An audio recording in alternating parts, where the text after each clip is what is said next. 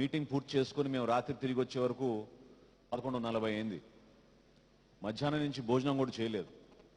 కానీ ఆ రోజు మా చివరి రోజు కాబట్టి సుమారు 300 మంది అక్కడ ఉన్న పోలీస్ సిబ్బంది, ఆ రోజు మా డ్యూటీ కాబట్టి మాకు ఫోటోలు కావాలంటే 300 మందితో కూడా ఆయన చెరి ఒకరితో ఫోటో దిగడం రాత్రి 1 వరకు చేశారు. రాజకీయాల్లో అంత సులభమైన పని కాదు. కాకపోతే ఆయన ఒక గ్లామర్ ఇండస్ట్రీ నుంచి వచ్చారు, ఒక ఫిలిం స్టార్, చాలా పాపులర్ కాబట్టి ఎక్కువ మంది యువత ప్రత్యేకంగా ఆయనకి దగ్గర అవ్వాలని, ఆ ఫోటో ఆయన తీసుకోవాలని చాలా ప్రయత్నం చేస్తారు. పార్టీ పరంగా ప్రతి ఒక్కరం కూడా ఎక్కువ మందికి అవకాశం ఇవ్వడానికి మా ప్రయత్నం మేము చేస్తూనే ఉంటాం. నాయకత్వాన్ని మీరు దయచేసి విమర్శించబాకండి, ఇక్కడున్న వ్యవస్థని మీరు విమర్శించబాకండి. ఎందుకంటే ఆయన్ని ప్రొటెక్ట్ చేసుకుంటేనే మనం సుదీర్ఘమైన ప్రయాణం చేయగలుగుతాం.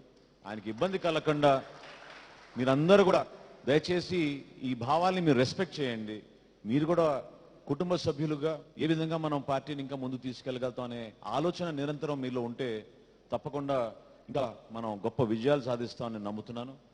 నాగబాబు గారికి ప్రత్యేకంగా ఈ సమావేశంలో ఆయన హాజరయ్యి ఈ విధంగా మాట్లాడడానికి ముందుకు వచ్చినందుకు నేను జనసేన పార్టీ తరఫున మనస్ఫూర్తిగా ఆయన అభినందిస్తూ, ఇప్పుడు మీరు చాలా దూర ప్రాంతాల నుంచి వచ్చారు, మీరందరూ ఎదురు చూస్తున్న మన అధ్యక్షులు పవన్ కళ్యాణ్ గారు మీతో మాట్లాడమని ఆయన కోరుతున్నాను.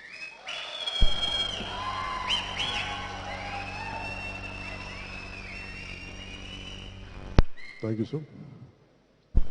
ఇక్కడికి వచ్చిన అన్నదమ్ములందరికీ, ఆడపడుచులందరికీ పేరు పేరున ప్రతి ఒక్కరికి నా హృదయపూర్వక నమస్కారం. మనస్ఫూర్తిగా ఇక్కడికి మన పార్టీ ఆఫీస్లో మాదైన ప్రాంగణంలోకి మేము మనస్ఫూర్తిగా ఆహ్వానిస్తున్నాం. చిన్నప్పటి నుంచి నేను పేరు కోసం పాకులాడలేదు, డబ్బుల కోసం పాకులాడలేదు, కానీ మానవత్వం చచ్చిపోకూడదని చెప్పి నాదైన ప్రయత్నం నేను చేసేవాడిని. నేను ఒకరోజు నా పార్టీ పెడతాను కానీ హీరో అవుతానని నేను ఏ రోజు ఆలోచించలేదు. నాకు తెలియదు అలా అవుతానని కూడా అంత శక్తి ఉందని నా గురించి నేను ఎప్పుడు అనుకోలేదు. నేను వ్యక్తిగతంగా ఓడిపోవడానికి సిద్ధపడతాను కానీ విలువలను చంపుకోవడానికి అయితే నేను సిద్ధపడను.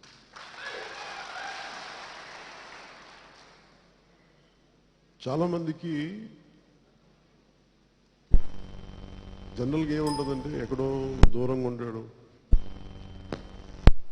క్షేత్రస్థాయిలో ఏం జరుగుతుందో నాకు తెలియదు, నాకు చెప్పాలని పడుతూ ఉంటారు. ఎవరు ఎలా ప్రవర్తిస్తున్నారో తెలియట్లేదు, మీ క్షేత్రస్థాయిలో చెప్పాలంటే అలాంటి వారందరికీ నేను చెప్పదలుచుకుంది ఒకటే, ఎక్కడో మారుమూల ఒక ఆవేదన, ఒక బాధ నన్ను అంటే అవి తెలియకపోతే నేను ఎందుకు రాజకీయాల్లో వస్తాను? ఆ బాధ, ఆవేదన ఎక్కడో నేను ఇంద్రభవనాల్లో కూర్చున్నా, లేదంటే సుఖాల్లో కూర్చుని నేను పార్టీ స్థాపించలేదు. చాలా కష్టాలు చూసిన వాడిని. ఎక్కడో మారుమూల ఎవరికి సంబంధం లేకుండా ఒక ఇంట్లో రూమ్లో కూర్చున్నా కానీ ఎక్కడో ఆదిలాబాద్లో, ఎక్కడో శ్రీకాకుళం, లేదంటే ఇంకొక దేశంలో ఎక్కడో ఒక మనిషికి అన్యాయం జరుగుతుంటే బాధపడేవాడిని. ఆ ఆవేదన నన్ను రాజకీయాల్లో తీసుకొచ్చింది. అదే నన్ను పార్టీ పెట్టించింది. ఈరోజు మనం పార్టీ గెలుపులో కలుసుకోలేదు, మనం ఓడిపోయిన తర్వాత కలుసుకుంటున్నాం. మనం ఓటమి తర్వాత ఇంగ్లీష్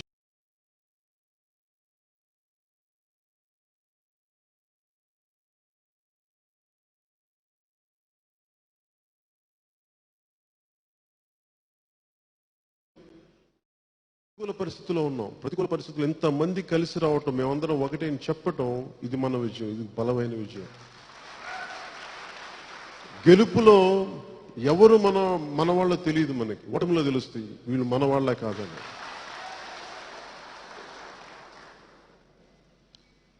ఇందాక అన్నయ్య నాగబాబు గారు చెప్తున్నప్పుడు నేను ఎవరిని పర్మిషన్ అడగలేదు పార్టీ పెట్టడానికి, ఇంట్లో ఎవరిని అడగలేదు పర్మిషన్. ఎందుకంటే మా నాన్నగారిని అడిగి, మా అమ్మని అడిగి, మా అక్క చెల్లెల్ని అడిగి నన్ను పాలిటిక్స్లో అవి తీసుకురాలేదు. రోడ్డు మీద పడుకున్న వాళ్ళు, అన్యాయానికి గురవుతున్న విద్యార్థులు, లేదంటే ఆడపడుచుల ఆవేదన, ఎప్పుడో ఒక 25 సంవత్సరాల క్రితం జరిగే ఒక రాంగ్ పాలసీ ఈ రోజున మనల్ని దెబ్బ కొట్టడాలు ఇవన్నీ నా ఇంట్లో వాళ్ళకి అన్యాయం జరిగితే నేను రాజకీయాల్లోకి రాలా. నాకు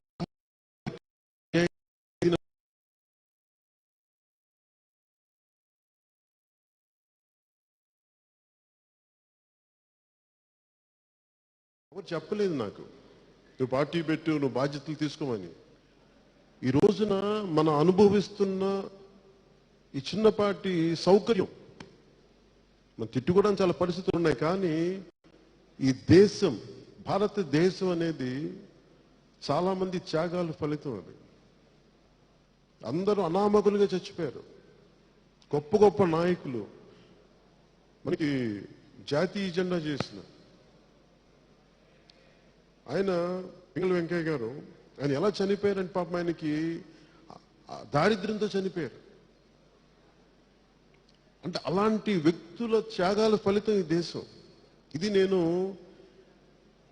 చదువుతాను, లేదంటే మనుషుల్ని చూస్తాను చిన్నప్పటి నుంచి.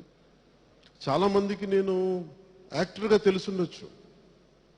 నాకు నటన నేను కోరుకుంటే రాలేదు, అది నాకు జరిగింది. బట్ నాకు ఏ పని ఇచ్చినా దాన్ని చాలా సమర్థవంతం. రాజకీయం నేను రాలేదు, రాజకీయవేత్తను నాకు తెలియదు, కానీ నేను సాటి మనిషి బాధపడితే నేను మనిషి నాకు గడపదు. నాకు మీరు సకల భోగాలు ఇవ్వండి, కోట్ల సంపాదన ఉంది, ఇవన్నీ ఇంత మాటలు పడక్కర్లేదు. నేను ఇవన్నీ నేను ఆలోచించకుండా వచ్చానా రాజకీయాల్లోకి, ఇవన్నీ తెలియకుండా వచ్చానా? వాళ్ళు నేను కూడా ఓడిపోతే ఇవన్నీ ఆలోచించకుండా వచ్చుంటానా? అన్ని ఆలోచించి నేను కూడా సమూలంగా దెబ్బతిని అసలు నేను నా చివరి శ్వాస వరకు ఉండగలనా లేదా, అది కూడా ఏంటి. అంతకుముందు మనం 2009లో పార్టీ తర్వాత దెబ్బలు తిన్న తర్వాత మళ్ళీ ఇంకోసారి పార్టీ పెట్టడం అంటే అది దుస్సాహస్యమే. అది ఒక్కోసారి దుస్సాహసం. నేను నెగిటివ్ పదం ఎందుకు వాడుతున్నాను, చూసే వాళ్ళకి అలా ఉంటుంది. నాకు మటుకు ఇది చాలా ముందుకు వెళ్ళిపోతే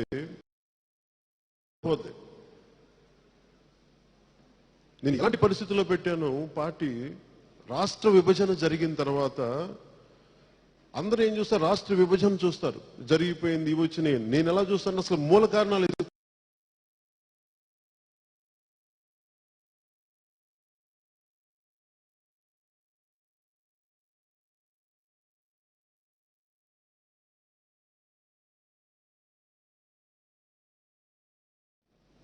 అలాగే ఈరోజు చేస్తున్న చాలా తప్పు పాలసీస్ని ఈరోజు మనం తెలియకపోవచ్చు, మనం ఏం కోల్పోతున్నాం, ఏం దెబ్బతింటున్నాం అని.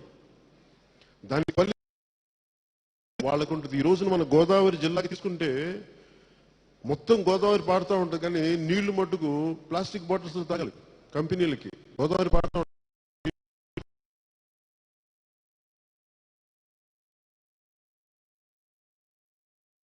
కలుషితమైన నీళ్లు. ఇప్పుడే ఇలా ఉంటే 25 సంవత్సరాల తర్వాత మీరు ఎలా ఉంటాం కాదు. నేను నా పోరాటం వచ్చే పుట్టబోయే ఇంకా పుట్టబోతున్న బిడ్డల కోసం పోరాటం తప్ప, అలాంటి నేను ఒక ఓట నన్ను కుంగదీస్తా, ఒక అపజయం నన్ను వెనక్కి పంపిస్తా, ఇంకా ముందుకెళ్తుంది, ఇంకా 10 అడుగు ఇంకా బలంగా అడిగేస్తా. నాకు మొన్న ఎవరో ఇంటర్వ్యూకి అడుగుతూ నాకు ఒక క్వశ్చన్ పంపించారు. ఇప్పుడు ఈ ఎలక్షన్స్ లో ఓడిపోయారు కదా, 2024 పార్టీ ఉంటుందా, అసలు మీరు ఉంటారా అని అడిగితే నాకు మనసులో ఏమనిపించిందంటే, నా మొదటి సినిమా ఫెయిల్ అయిపోయిన తర్వాత అసలు నువ్వు ఎప్పటికైనా సరే హీరో అవుతావు,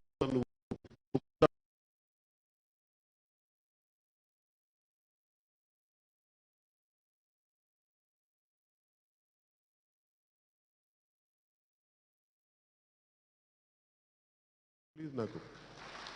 ఎందుకంటే నాకు బ్రిడ్జెస్ అన్ని కాల్చుకొని వచ్చిన వాడిని. ఈరోజు నేను నాకు ఇందాక మన కనకరాజ్ సూర్య గారు మాట్లాడుతుంటే, నా సౌకర్యం కోసమే రాజకీయాలు, నా వ్యక్తిగతం కోసమే రాజకీయాలు అయితే అసలు నేను పార్టీ పెట్టక్కర్లేదు. ప్రధానమంత్రి గారు తెలుసు, నాకు జాతీయ స్థాయి నాయకులు తెలుసు. నా స్టార్డమ్ని నేను మీకు వాడతాను, నా గుర్తింపు ఇవ్వండి అంటే నేను అసలు శ్రమ పడక్కర్లా. ఎవరెవరితో మాట్లాడాల్సిన అవసరం లేదు, అపహాస్యం పడాల్సిన అవసరం లేదు. కానీ నేను చేస్తుంది నా ఒక్కడి కోసం లేదు.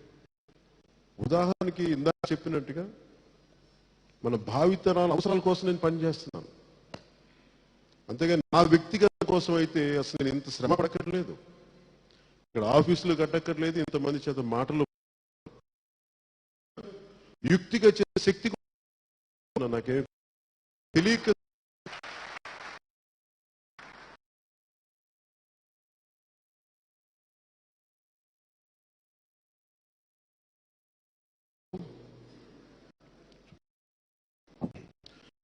మీటింగ్స్